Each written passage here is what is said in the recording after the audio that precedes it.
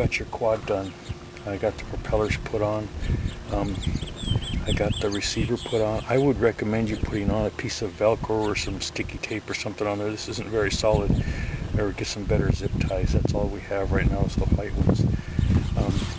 When I send this to you, you can see that this receiver has the servo connector plugged into the first set. When I send it to you, I'm going to send it to you. This is another one, but I'm going to send it to you with the wire in another plug, okay? And I'm going to have the bind plug put in here, okay?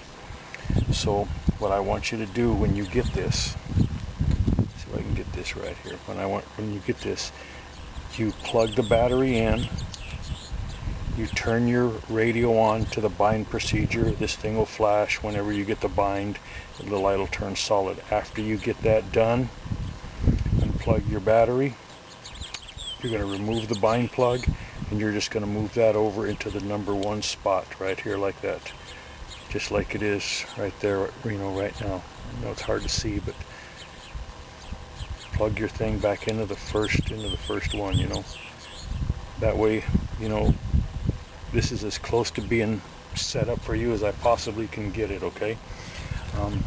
I put an angled camera mount in here. It's about 5 degrees. I don't know how well you fly, but that'll at least, you know, you won't be looking at the ground a little bit. And as you can see, that's you know, pretty much out of the way. Fat Shark does sell a smaller set of cables here to go from the camera up into the transmitter, but you know, since this is all we have right now, I just kind of bundled it up right there. There's your clover leaf antenna. And let's see what else. This is an 1800 battery. You mentioned you were going to fly with a 1300. I would put a piece of foam right here. You know, this is something that the designers of these types of frames don't take into consideration, but even though we have Velcro on this and it's held down by a Velcro strap, the impact of a the force of the forward impact may push this into the flight controller, damaging the flight controller. You know, it's just the way they're designed. You know, nobody ever thought of that, but you know, you might want to wrap this in a piece of foam so in case that ever does happen.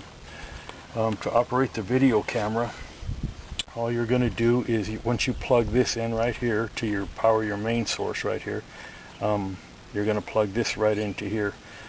I'm going to ship it with the antenna off. You got to put the antenna on first thing when you get this, okay? Don't take the antenna off. If you ever plug this in and the antenna is not in, there's a little chip in here that fries, okay? It just it's not good, and you'll have to end up getting a new receiver. But other than that, I'm going to do a quick up and down here just to show you proof of flight with this 1800. It's a 1840C or something like that. Anyway, just to get it going. Here goes.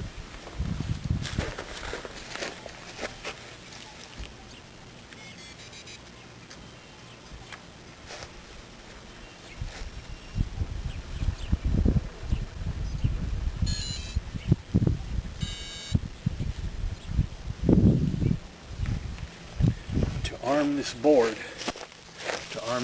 you're going to push down and to the right. You see a little light on the flight controller come on, and then you know it's armed.